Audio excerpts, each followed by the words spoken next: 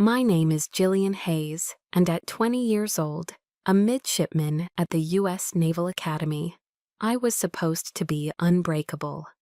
My family mistook my silence for strength, never knowing it was my secret asset, a silent ledger of every promise they broke. My hands were sticky with electrical tape, trying to hold my combat boots together when my mother called. For a foolish second, I hoped. "Jillian, are you asking about money again?" Her voice was syrupy sweet. "Your brother's in a Connecticut rehab. That money is gone. We had to use it." "You're at a service academy, for God's sake. Stop being so selfish." The line went dead. I didn't cry. An acidic taste flooded my mouth as I stared at the peeling tape on my boot. It wasn't just my money they'd stolen. They were stealing my dignity. Have you ever been made the villain for simply asking for what you were owed? Comment below if you know this feeling. That phone call wasn't the first cut. It was just the latest exhibit in a family museum of betrayals I had been forced to build my entire life. The click of the disconnected call was deafening in the Spartan silence of my dorm room. I didn't move. My fingers, still tacky with adhesive, were frozen over the bootlaces. A coldness that had nothing to do with the Maryland autumn air seeped from my chest outwards, turning my limbs to lead. There were no tears. Tears were a luxury, a release I hadn't been able to afford for a long time. Instead, that familiar acidic taste of bile rose in my throat, the body's primitive response to an injustice the mind cannot yet process. My eyes drifted to my desk, to the single item that didn't belong to the U.S. Navy, a silver-plated frame holding a photo from 2 Christmases ago. My mother, Laurel, beaming, her arm wrapped tightly around Leo. My father, Grant, standing slightly behind them, his smile pleasant but distant. And me on the edge of the frame, my own smile looking forced even to myself. For years, I'd looked at that photo and felt a pang of longing. Now I saw it for what it was, a perfectly staged piece of propaganda. Laurel's smile wasn't warm, it was triumphant. Grant's was the smile of a willing spectator, and Leo's was the easy, charming grin of a man who had never once paid for his own mistakes. The question in my head was no longer why. It had been years since I'd asked why. The question, screamed in the utter silence of my mind, was how much longer? My mother's voice echoed, each word a carefully polished stone, thrown at me. "You're strong, you'll be fine." My gaze dropped from their smiling faces to my own feet. Strong. I peeled back my damp sock to look at the raw, weeping blister on my heel. A constant, throbbing reminder of the 10-mile marches in ill-fitting government-issue boots. "You're at a service academy, for God's sake." She said it as if I were living in a resort. My eyes scanned my resort room, a metal locker, a tightly made bed, and my pathetic pantry on the windowsill. A half-empty jumbo jar of Jif peanut butter, bought with the last of my cash from 2 weeks ago. My stomach gave a low, hollow growl. I was so tired of being hungry. The gaslighting was the worst part. It wasn't just the denial of money, it was the denial of my reality. In their story, I was the ungrateful daughter, secure and provided for, while they were the struggling heroes fighting for their troubled son. In reality, I was the sole financier of his latest chance at redemption, paying with my health, my focus, and the last shreds of my belief in them. Slowly, deliberately, I pushed myself to my feet. The pain from my heel was sharp, but it was a grounding pain, a real one. I walked to the desk, picked up the silver frame, its weight feeling foreign and wrong in my hand. I didn't look at their faces again. I crossed the small room to the metal trash can by the door, lifted the lid, and simply let the photo go. It landed with a soft, unsatisfying clink against the bottom. Staring at the image of my smiling family, lying amongst coffee grounds and old wrappers, I realized this lie wasn't new. It was just the loudest one they'd ever told. The Museum of Betrayals had its main exhibit in my brother's bedroom. Back in our sprawling house in the Philadelphia Main Line, Leo's room wasn't just a room, it was a shrine.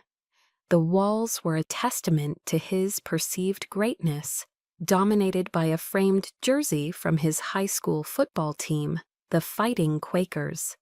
Gleaming trophies for Most Valuable Player and Offensive Lineman of the Year crowded his shelves, each one catching the afternoon light. I remember my mother, Laurel, spending her Saturday mornings in there, carefully dusting each golden figure with a soft cloth. Her movements reverent, as if she were tending to sacred relics. The local paper clippings praising his raw talent were laminated and arranged in a proud collage over his desk. His glory was a public spectacle, the centerpiece of our family's identity. My achievements, on the other hand, were meant to be private. They lived in a cardboard box at the back of my closet, tucked away under old sweaters. My National Honor Society certificate, my first-place medals from the state debate tournament, my science fair ribbons, all were relegated to the shadows. "These things are personal, honey," my mother would say, with a gentle smile, closing the closet door. "We don't need to show off." The message was clear. My accomplishments were footnotes, my intelligence a quiet, almost shameful secret. I tested her theory once, after winning a regional award for a physics project. I framed the certificate myself and hung it in a small empty space in the hallway. The next day, it was gone. When I asked, my mother simply said, "Oh, I put it in your box for safekeeping. That wall is for family photos, sweetie." The wall, of course, was already filled with photos of Leo scoring touchdowns. The starkest contrast, the exhibit that always made my breath catch, was the tale of the B- and the BMW. It was junior year. I came home with a B- in AP Calculus on my report card, the first non-A grade of my high school career. Dinner that night was a silent, miserable affair, the clinking of silverware echoing the tension. My father, Grant, finally broke the silence with a heavy sigh. "I thought you were good at math, Jillian." My mother, ever the gentle strategist, followed up. "Perhaps a more disciplined environment, like Annapolis, would be good for someone like you, Jillian, to help you focus." It wasn't a suggestion, it was a judgment. My single academic slip was a character flaw, a problem that needed fixing by the military. 2 weeks later, Leo, home from his freshman year at Penn State, took our father's brand new BMW 5 Series for a joyride. He wrapped it around an oak tree on a back road, totaling the car and earning himself a DUI. At dinner that night, there was no suffocating silence. There was laughter. My father, swirling his wine, actually chuckled. "Boys will be boys," he declared to the table. "At least he's okay. That's all that matters." Leo's punishment was a stern talking to. His reward, to distress from the trauma of the accident, was a week-long ski trip to Vail, Colorado with his friends. My punishment for the B- was having my allowance cut for a month, because, as my mother explained, the family needs to be frugal right now, with the insurance deductible and all. But the darkest, most hidden exhibit in the museum was one I was never meant to see. I discovered it by accident, a year after I'd already been at Annapolis, home on a short leave. I was walking past my father's study when I heard my parents' hushed voices through the slightly ajar door. It was my mother speaking. We're just not going to tell her about Eleanor's college fund grant. She won't understand. Besides, the government is paying for her school. It's more practical to use that money for Leo's future. My hand flew to my mouth to stifle a gasp. It wasn't just a fund, it was money my grandmother, Eleanor, had meticulously saved for me since I was born. It was my safety net, my one piece of independence. The gut-wrenching truth wasn't simply that they had taken it, it was that they had discussed it. They had weighed my future against Leo's past and decided with cold, quiet pragmatism that my security was worth sacrificing to clean up his latest mess. They had planned it. They had decided my future wasn't a worthy investment. Standing there in the cold, sterile dorm room, the memory was so vivid, it felt like it was happening all over again. The sting of every comparison, the weight of every dismissal, the final crushing blow of that overheard conversation. It all coalesced into a single burning question that echoed in the hollow space where my hope used to be. So what was I doing here at Annapolis? If not for glory, then for what? For survival. That was the answer. Pure, unadorned, day-to-day survival. Annapolis wasn't my escape to glory, it was my foxhole. Here, at least, the enemies wore uniforms and shouted their insults to my face. It was a simpler, more honest form of cruelty than the smiling betrayals I had left behind in Philadelphia. But survival in this fortress of discipline came at a cost, one measured in ounces of peanut butter and inches of blistered skin. My life became a secret art form, a collection of small, desperate tactics, invisible to everyone around me. In King Hall, the massive chow hall that echoed with the clatter of thousands of midshipmen, I mastered the art of lingering. While others scraped their plates and rushed off to their next formation, I'd casually pocket an extra apple, its smooth, cool skin a promise of sustenance for later. Sometimes it was a dry dinner roll wrapped in a napkin and shoved into the deep pockets of my uniform. These weren't snacks, they were rations for a one-woman army fighting a silent war. The hunger was a constant, low-grade fever, a dull ache that sat behind my ribs. I learned to manage it, not cure it. On my rare trips off campus, my one destination was the sprawling Walmart on Route 2. I'd bypass the clothes, the electronics, the things other students bought without a thought, and head straight for the food aisle. My prize was always the same: the jumbo 40-ounce jar of Jif Extra Crunchy peanut butter and a multi-pack of Wrigley's Spearmint gum. The peanut butter, eaten with my fingers in the dark of my room to avoid Maya's curious gaze, was my primary source of protein. The gum was my deception. I'd chew a piece slowly, deliberately, trying to trick my cramping stomach into believing a real meal was coming. It rarely worked. The worst of it, the constant grinding attrition, was the physical toll. The government-issue combat boots felt like they were engineered by someone who hated feet. They were stiff, unforgiving, and utterly indifferent to the shape of a human foot. After a 10-mile forced march through the humid Maryland woods, I could feel the familiar, sickening slide of skin tearing away from my heel. The warm, wet sensation would begin, a slow, seeping tide soaking through my thick wool sock. The pain was a sharp, biting thing on the march, but it morphed into a dull, throbbing torment back in the barracks. I finally broke down one afternoon, the pain too great to ignore. I reported to the logistics office, a stuffy, fluorescent-lit room that smelled of stale coffee. The logistics officer was a portly man with a coffee-stained mustache, leisurely munching on a Dunkin' donut. He didn't even get up.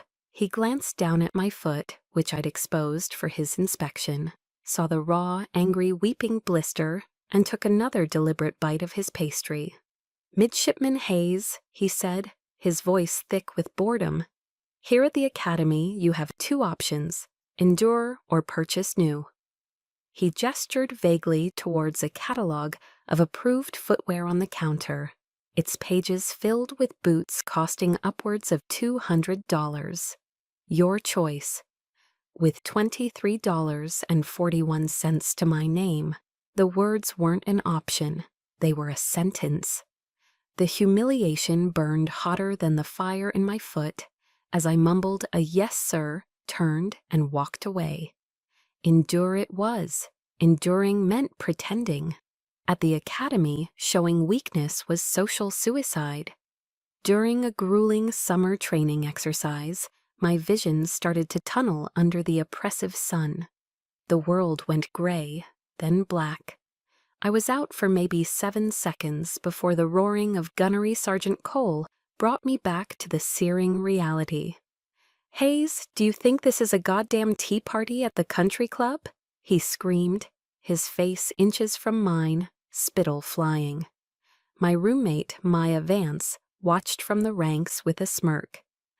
"Didn't know the rich girl needed a nap," she drawled later that evening as we cleaned our rifles.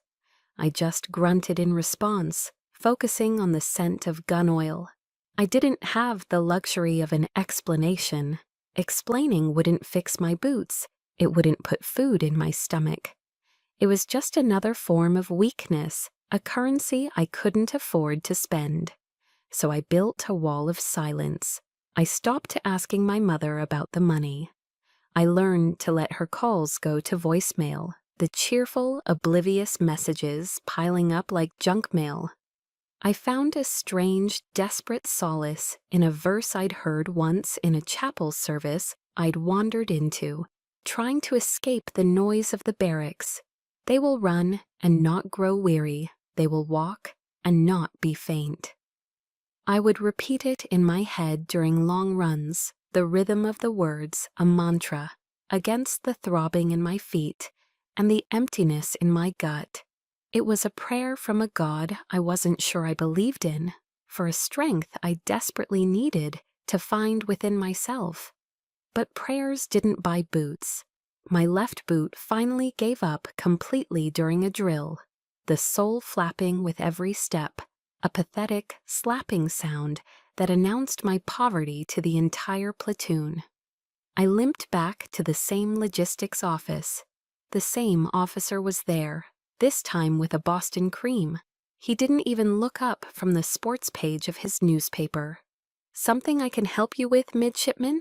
he asked, the question a mere formality. I just stood there, unable to speak, the broken boot a testament to my failure. I pointed down at my foot. He sighed, an exaggerated, put-upon sound that filled the small office. "Like I told you last time," he said, finally looking at me, his eyes devoid of any empathy. "Endure or purchase." He then looked past me to the person in line behind. "Next." I stood there for a moment longer, invisible, the smell of sugar and fried dough making me dizzy. The choice wasn't mine. It had been made for me a long time ago. "Your choice, midshipman," he had said, but I had no choice at all. Having no choice felt like drowning in silence. Every day was a battle fought on the edge of exhaustion, a quiet, grinding effort to simply not go under. And then a cardboard box appeared in my slot at the mailroom. It felt impossibly heavy in my arms as I carried it back to my room, my heart hammering with a cautious, unfamiliar feeling. Hope? The box was from my grandmother, Eleanor. It wasn't just a box, it was a fortress, sealed with layers of heavy-duty packing tape, as if she knew it had to survive a long, arduous journey. I sat on the cold floor and slowly, carefully peeled back the layers. The smell of home, of her clean, lavender-scented house, wafted out. And inside was proof that someone saw me. Not the stoic midshipman, not the problem child, but me, Jillian. There was a pair of brand new Asics running shoes, the exact model and size I'd circled in a catalog months ago.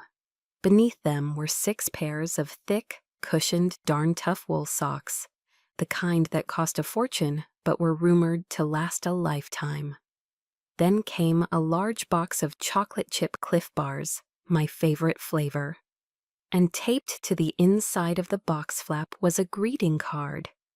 Inside, a crisp $50 bill was secured with a small piece of tape, and underneath it, her familiar, elegant handwriting filled the small space. "Don't let them grind you down, Ellie. I'm so proud of you. Love, Graham." I clutched the card to my chest, and for the first time in months, I cried. These weren't the hot, angry tears of frustration, but silent, streaming tears of profound relief. She knew I needed running shoes because my old ones were worn through. She knew I needed good socks for the endless marching. She knew I was hungry. She knew I needed cash because she knew my parents. This wasn't a generic gift. It was a meticulously curated care package. It was love in its most practical, observant form. It was someone loving me in detail. A week later, I walked into my leadership psychology class, feeling lighter. The new shoes didn't just cushion my feet, they cushioned my spirit. Our professor, a sharp-eyed Navy commander, announced we'd be watching a TED Talk. He dimmed the lights, and a woman with warm eyes and a friendly Texas accent appeared on the screen. Her name was Dr. Brené Brown. And for the next 20 minutes, she didn't just speak to the class, she spoke directly to me. She talked about vulnerability, about shame, about the courage to be imperfect. I sat there, utterly transfixed. It felt like she was pulling back a curtain on my entire existence. The silence I had cultivated, the stoicism I wore like armor, the way I never ever let anyone see how much I was struggling. I had always called it strength. She gave it a new name, fear. Fear of being seen as weak, as not enough. Then she said the words that would become my new mantra. Vulnerability is not weakness, it's our most accurate measure of courage. Something inside me didn't just break. It reformed. A paradigm shifted. I wasn't a coward for needing help. I was courageous for enduring this long without it. The shame that had been my constant companion, shame for my worn-out boots, for my hunger, for my secret stash of peanut butter, began to recede, replaced by a flicker of righteous anger. I wasn't the problem. The problem was the situation I had been forced into.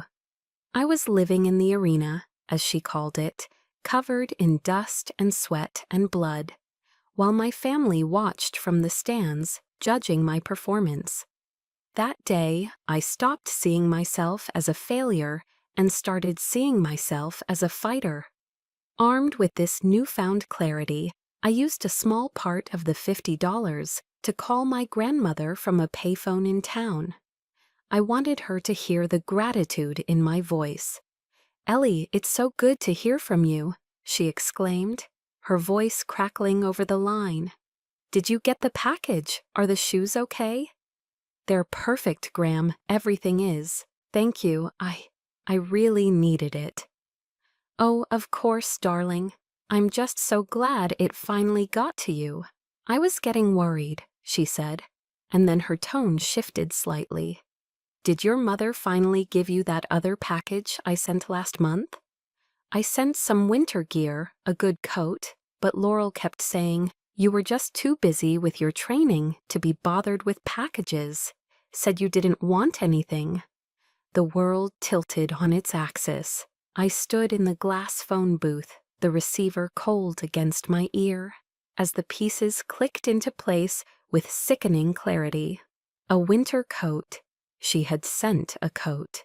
My mother hadn't just neglected to send money. She had actively intercepted help. She had blocked it.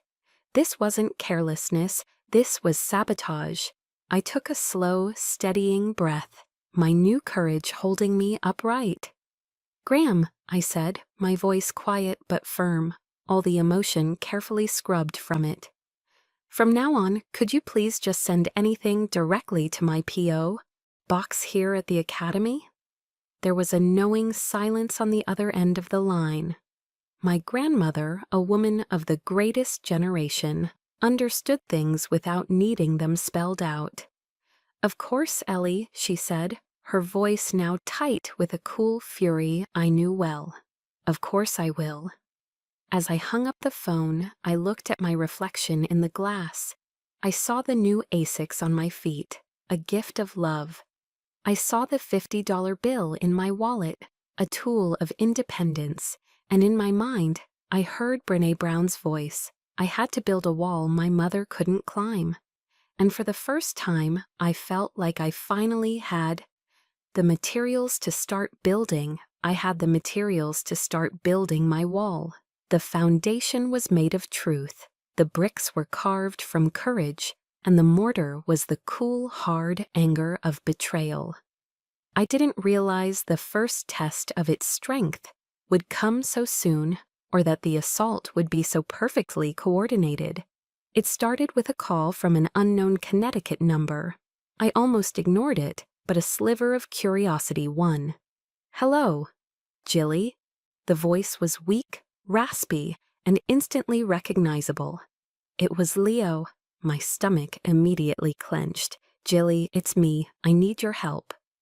I leaned against the cold cinder block wall of my dorm room, my free hand balling into a fist. Here it was, the inevitable pull back into the black hole of his needs. "What do you want, Leo?" I asked, my voice flat. "They cut off my credit card, Jilly, Mom and Dad.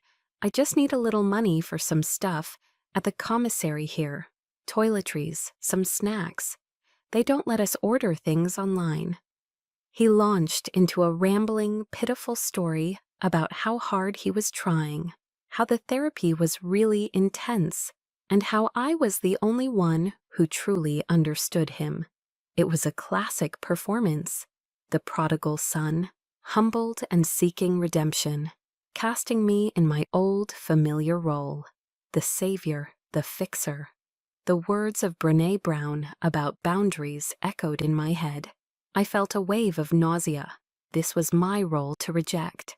"I don't have any money, Leo," I said, the words tasting like metal. It wasn't entirely a lie. The $50 from my grandmother was a lifeline, not a slush fund for his comfort. "Oh, okay," he whispered, the disappointment in his voice a palpable, manipulative thing. I thought I could count on you." Before I could second-guess myself, before the old guilt could sink its claws in, I pressed the red icon on my screen. The line went dead. My hand was shaking. It took less than 5 minutes. My phone buzzed on the desk, a text message from my mother lighting up the screen. I knew what it would be before I even read it. "Jillian Hayes, how dare you treat your brother that way? He is in the most vulnerable place of his life, and you turn your back on him? I did not raise you to be so cold." The speed of it was breathtaking. They were a team. He would pull the sympathy card, and if I resisted, she would deploy the guilt bomb. Her words, once capable of making me cry, now just made me angry. A cold, clear anger. She didn't ask why I'd said no. She didn't consider my circumstances. She assumed my boundary was a betrayal. She used her ultimate weapon, the one she saved for when she really wanted to wound me. The 3 little dots appeared, then disappeared, then reappeared. The final text came through. "I am so disappointed in you." I stared at the screen, the words blurring. The old Jillian would have been shattered, would have immediately called back, apologizing, promising to find a way to help. But the new Jillian, the one who had listened to Brené Brown, saw the script for what it was. This wasn't about Leo's vulnerability, it was about my compliance. I didn't reply. An hour later, my father called. The final wave of the assault, the peacemaker.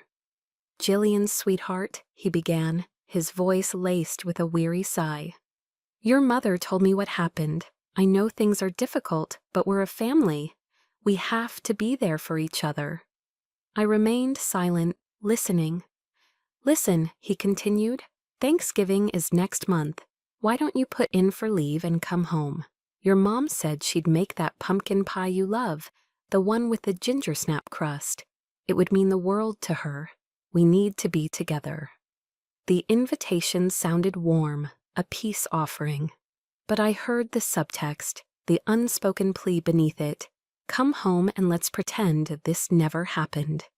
Come home and get back in your box. Let's smooth this all over with turkey and pie and go back to the way things were. The way things were was a one-way street of sacrifice, and I was no longer willing to direct traffic. My new wall needed to hold. I can't, Dad, I said, the lie coming easily, a necessary tool for self-preservation. I have duty that weekend, it's mandatory.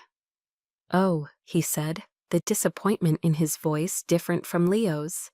It was the disappointment of a man who just wanted an easy life, free of conflict. Well, all right then. We'll miss you. After he hung up, my mother sent one last text. Are you going to ignore me forever? I looked at the message, then I turned my phone over, placing it screen down on the desk. The silence that followed was my answer. It was a small act, a quiet rebellion, but it was a start. My wall had survived its first test. My phone stayed screen down for 2 days. The silence was a small, hard-won victory. I thought I had won a battle, that by refusing to engage, I had protected my small patch of ground. I didn't know they had already started a new war on a different front, using weapons I hadn't thought to defend. The attack came not through a phone call, but through an absence. I was studying for a naval history exam and reached into my footlocker for my iPad, the one my grandmother had given me for my high school graduation. It was my one portal to the outside world, my library, my movie theater, my connection. But my hand met empty space. I frowned, digging deeper, pulling out neatly folded uniforms, textbooks, running shoes. Nothing. A cold knot of dread began to form in my stomach. I searched my desk, under my bed, retracing my steps for the past week. It was gone. The footlocker had a lock, but I rarely used it in my own room. It was the only thing of real value I owned. My heart began to hammer against my ribs. There was only one possibility, one that seemed too monstrous to be true. My hands were trembling as I dialed my mother's number. She answered on the second ring, her voice infuriatingly cheerful. Jillian, I was just thinking about you. Mom, I said, my voice tight. My iPad, it's gone. Did you take it when you helped me move in? There was a brief pause. Oh, that old thing, she said, her tone breezy and dismissive. The casualness of her words was a slap in the face. Yes, I took it. I saw you weren't really using it, so I sent it along to Leo. He needed something to keep in touch and do his online coursework at the rehab center. You're in the military. You don't need those kinds of distractions anyway. I couldn't breathe. The air in my lungs turned to glass. It wasn't an old thing. It was a gift. My last birthday gift from my grandmother before I left for the academy. It was engraved on the back, for our brilliant Ellie. The world is yours. Love, Graham. She hadn't just taken an electronic device. She had taken a memory. She had taken a symbol of my one unconditional source of love and handed it over to the black hole that was my brother. She had decided once again that his comfort was more important than my connection, my history, my heart. You sent it to him? I stammered, the words feeling foreign in my mouth. Of course, darling, he's your brother. We have to support him. I hung up. I didn't have the words to respond. There were no words for that level of betrayal. But a new, terrible thought sparked in the back of my mind. A sliver of ice in the midst of the fire. Online coursework. It sounded too noble, too convenient. My fingers, shaking with a rage so profound it felt like an earthquake, found the keyboard of my government-issued laptop. I opened the web browser. I typed EBAYCOM. My heart was pounding so hard I could feel it in my ears, a frantic, desperate drumbeat. In the search bar, I typed iPad Pro 11-inch and my hometown's zip code. I scrolled, page after page of listings, and then I saw it. The photo was unmistakable. My iPad. There was a tiny scratch near the charging port from when I dropped it once. My breath hitched. I clicked on the listing. The seller's username was PhillyLeo22, my brother, and the description shattered the last remaining piece of my composure. It read, like new, barely used, selling fast for personal expenses. Personal expenses, not coursework, not keeping in touch.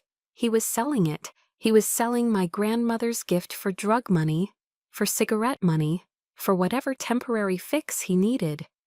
And my parents, they hadn't just given it to him. They had enabled this.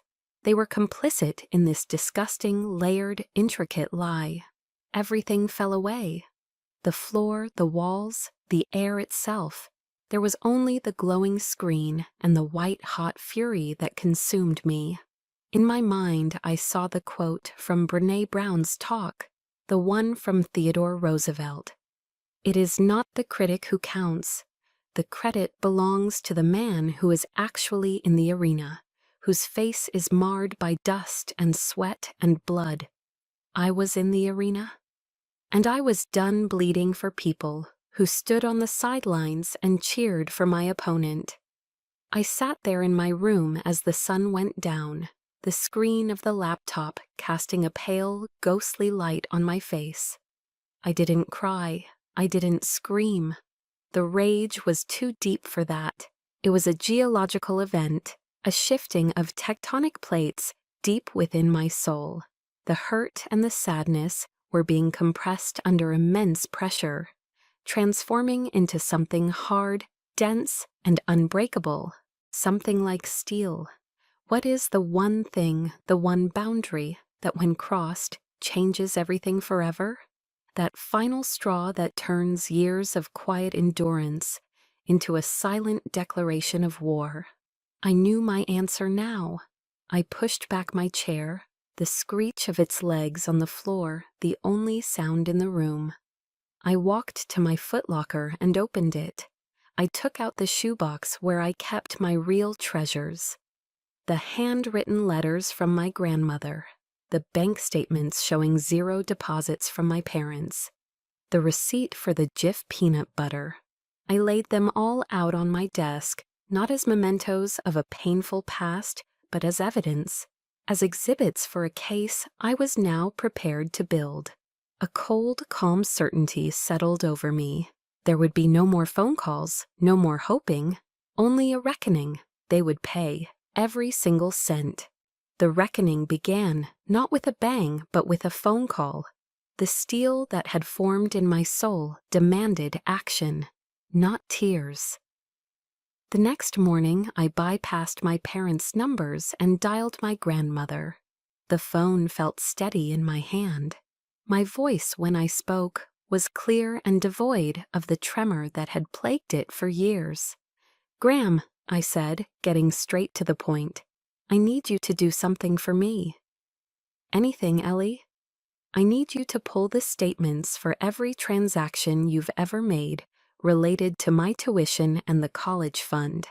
I need you to scan them and email them to me, and please keep the hard copies somewhere safe." There was no hesitation on her end, no probing questions. My grandmother was from a generation that understood the gravity of a request like this. "I'll have them for you by morning," she said, her voice grim.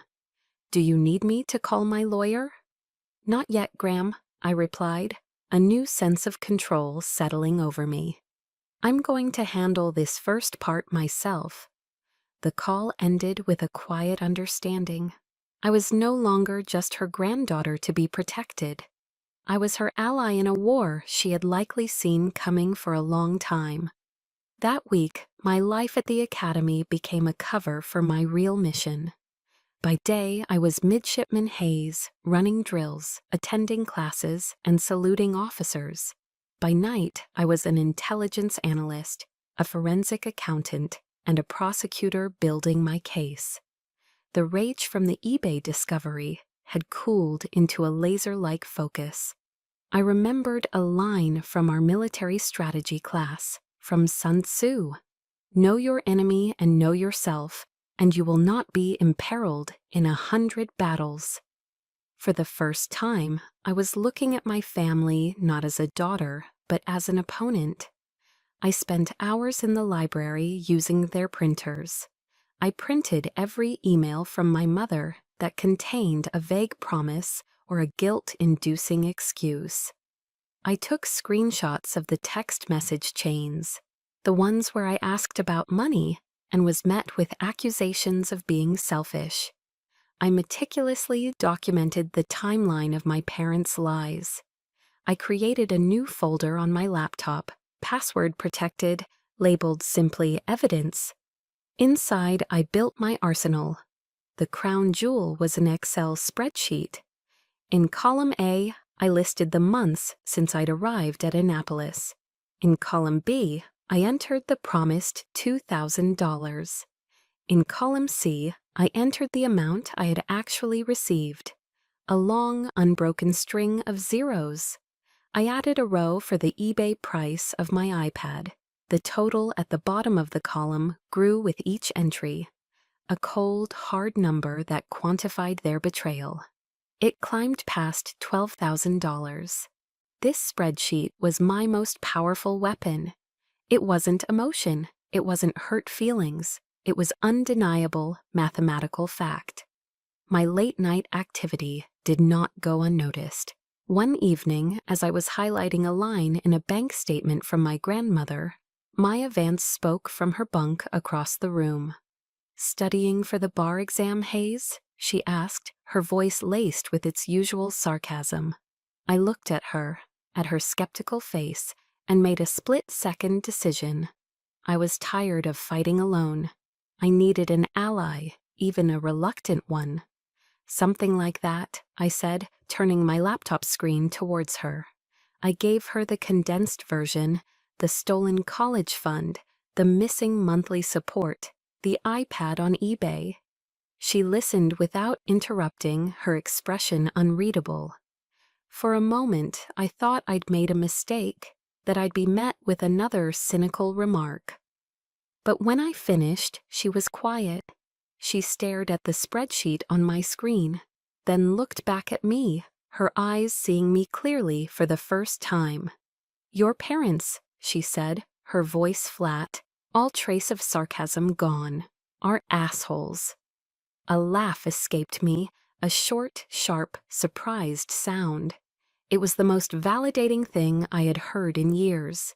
She swung her legs off the bunk. "This is good," she said, pointing at my evidence folder. "But it's not enough. Their kind of liar will just talk their way around it. You need to catch their words. You need a digital voice recorder, a good one. Maryland is a one-party consent state." I stared at her, stunned. "What?" she said with a shrug. "My dad's a divorce lawyer in Chicago. I've learned a few things." She grabbed her own laptop. "I know a place online. They can have it here in 2 days." As she started typing, I felt a shift in the room. The space between our two desks, once a vast, empty territory, had just become allied ground. I wasn't just a fighter anymore. I was part of a team, and we were preparing for the final battle. The digital recorder felt like a cold, heavy stone in the pocket of my dress pants as I walked into the Founders Restaurant. The place was an institution in our town, all dark wood, polished brass and hushed, expensive silence. My grandmother, Eleanor, had booked the private dining room for her 78th birthday. The stage was set. This was the arena. And as I saw my parents laughing with my aunt and uncle, I remembered the words of my gunnery sergeant. Don't show them your weakness, show them your fire.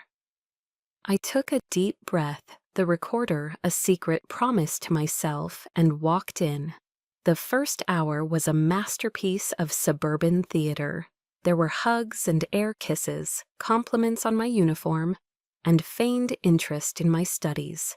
My mother, Laurel, pulled me into a tight embrace, her perfume cloying.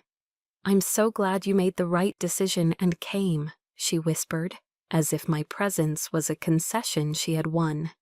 I just smiled, a small, tight smile I had perfected over years of practice. I sat, I listened, I nodded. I was a ghost at my own family's feast, watching them perform the roles they had played my entire life. Leo thankfully was absent, still focusing on his recovery in Connecticut. His absence, however, made him an even more potent, sainted figure in their conversation. Presents were opened, champagne was poured.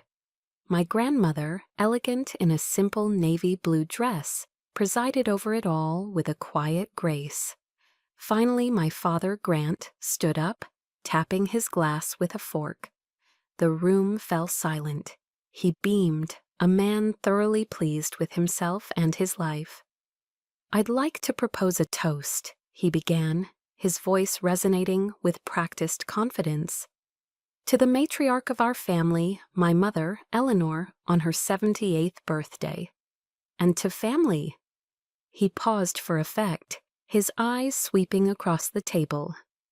"This has been a challenging year for the Hayes family, as some of you know.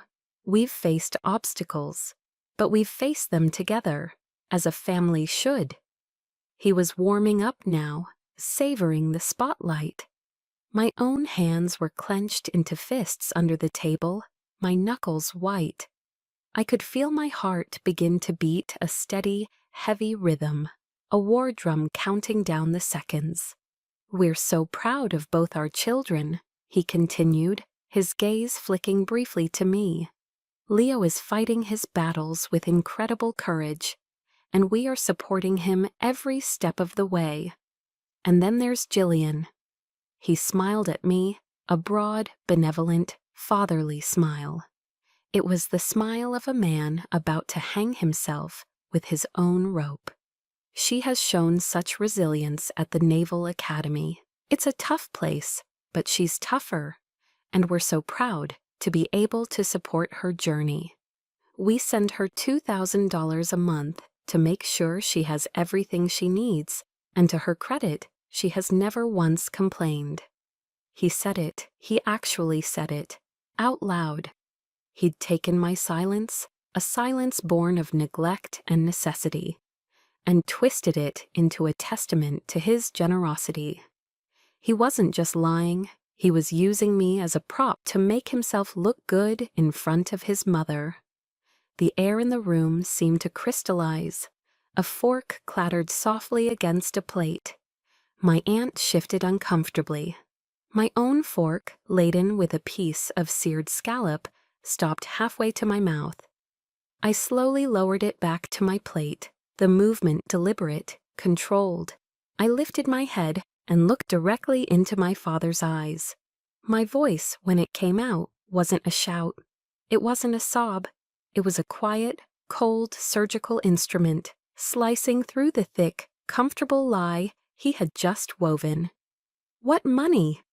The two words hung in the air, immense and devastating. My father's smile faltered.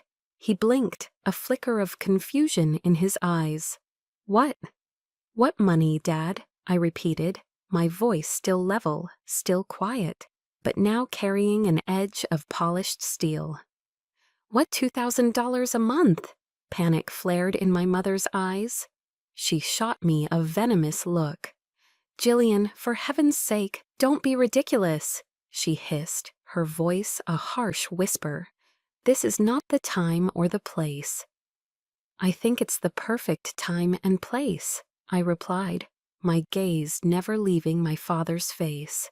He looked like a man who had just walked off a cliff and hadn't yet realized he was falling.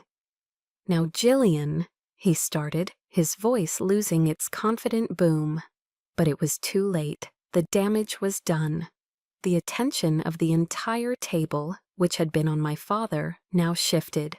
Not to me, but to the head of the table, to my grandmother. Eleanor's face, which had been warm with birthday cheer, had transformed. It was now a mask of cold, hard fury. The light in her blue eyes had been extinguished, replaced by something glacial. She placed her champagne flute down on the white linen tablecloth with a soft, definitive click. Then she placed her knife and fork together on her plate, the sound sharp and final in the suffocating silence. She looked at my parents, and for the first time in my life, I saw them shrink. "Grant, Laurel," she said. Her voice was low, but it cut through the room like a razor. It was the voice of a CEO about to fire someone, the voice of a general giving an order that would not be questioned. My study, now. My mother opened her mouth to protest, a pathetic "but Mom" forming on her lips. "Now," Eleanor repeated, and the single word shut down all further debate. My father, his face pale and slack-jawed, pushed his chair back. My mother followed, her movements stiff, her face a mask of panicked disbelief. As they walked towards the private study, adjoined to the dining room, I sat perfectly still, my hands resting in my lap. I didn't watch them go. I didn't need to. I could hear the muffled sounds through the heavy oak door. First, my father's stammering excuses, then my mother's high-pitched, tearful denials. Then, there was only the sound of my grandmother's voice, low and unrelenting. And then, silence. Minutes stretched into an eternity. The rest of the family stared at their plates, at the ceiling, anywhere but at me. When the door finally opened, my parents emerged, defeated. My father wouldn't look at anyone. My mother's face was blotchy, her eyes red and swollen. They looked like defendants who had just heard a guilty verdict. Eleanor was the last to exit. Her face was like granite. She walked back to her seat, ignoring my parents completely. Her eyes found mine across the table, and in them I saw not pity, but a fierce, protective alliance.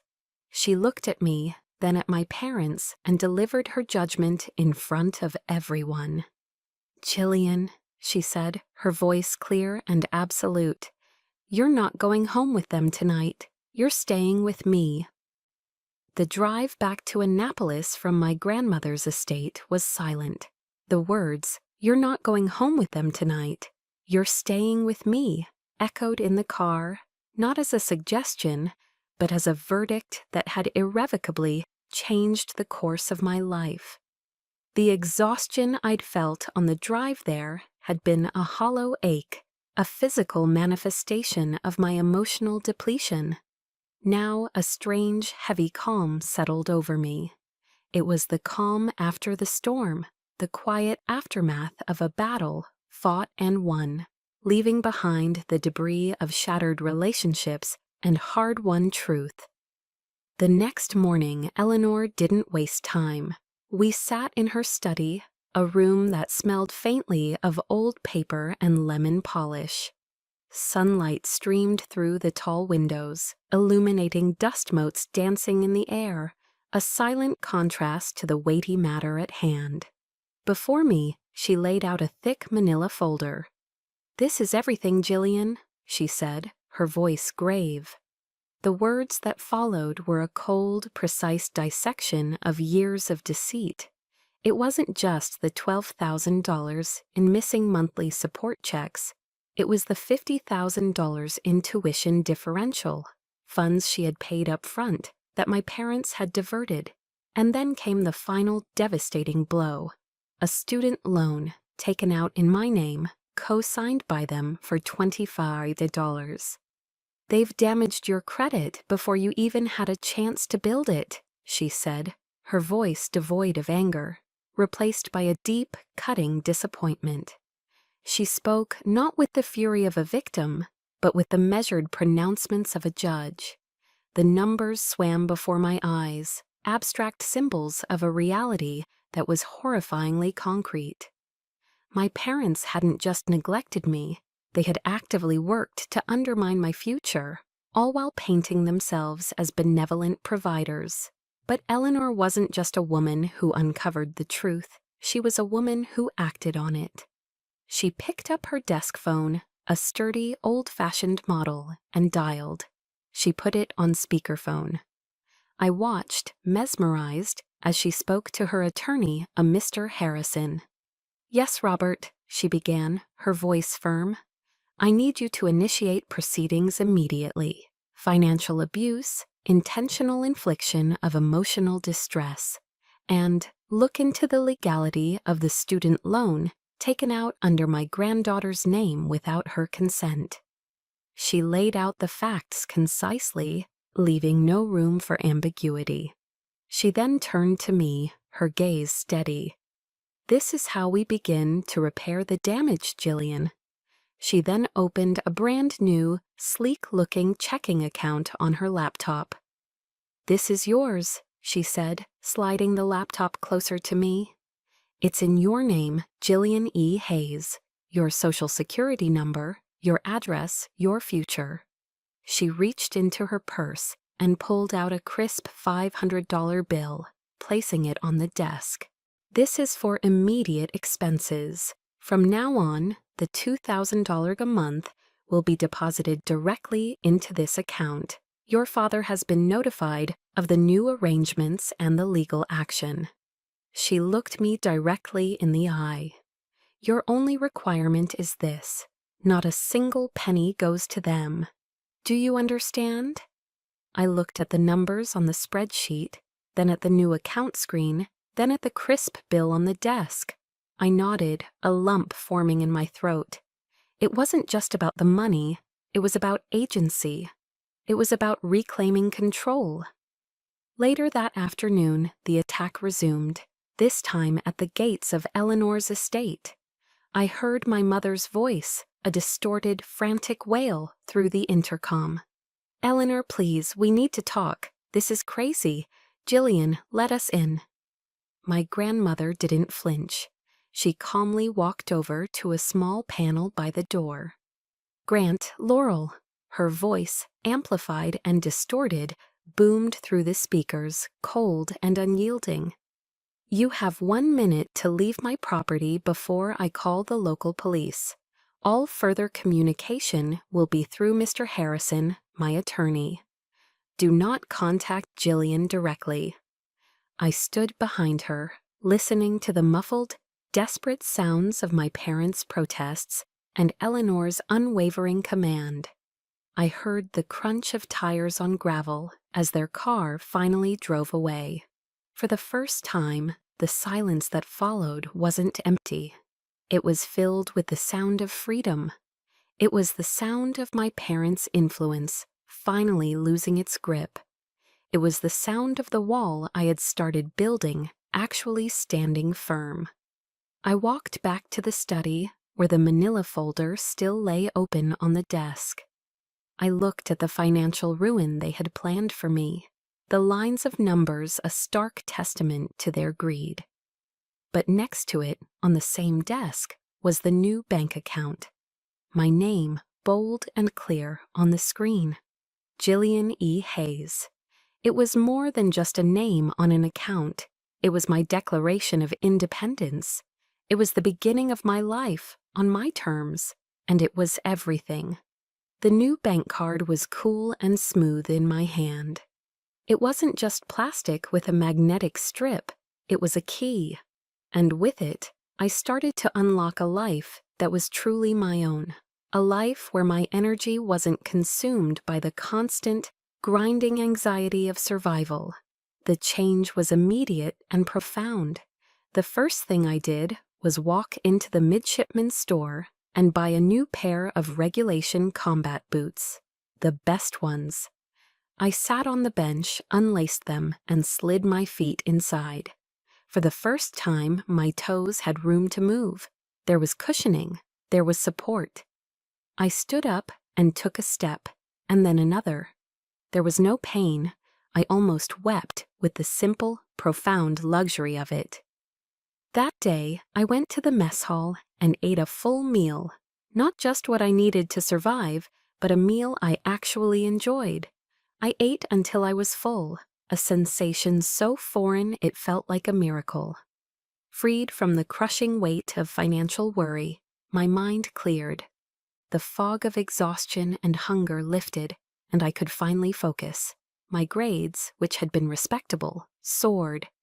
I began participating in class, my voice steady and confident. My instructors noticed. My platoon commander, Lieutenant Commander Davies, called me into his office one afternoon. "Hayes," he said, looking over my academic report, "you've got the calm of someone who's been through a storm and isn't afraid of the rain." He then told me he was nominating me for an advanced leadership training program, a slot usually reserved for upperclassmen. In that moment, I wasn't the weak link, the girl who fainted in the heat. I was Midshipman Hayes, a candidate for leadership. The ghosts of my past tried to find me, but they found I no longer lived at the same address. Letters began to arrive, forwarded from my grandmother's house. One from Leo, a short, rambling apology, filled with the language of recovery programs, but devoid of any real ownership. One from my mother, a long, tear-stained letter about how she'd always done what she thought was best, how she missed her daughter. I read them both, feeling not anger or pity, but a profound and final distance. It was like reading about characters in a book I had finished a long time ago. I placed them in the old cardboard box from my closet, the one that used to hold my hidden achievements. Now it was a different kind of museum, not of my hurts, but of a life that was no longer mine. One afternoon, a voicemail appeared on my phone. It was my father. His voice was different, hesitant, fragile, stripped of its usual bluster. He talked about how he'd seen a photo of me from a recent academy event, how proud he was.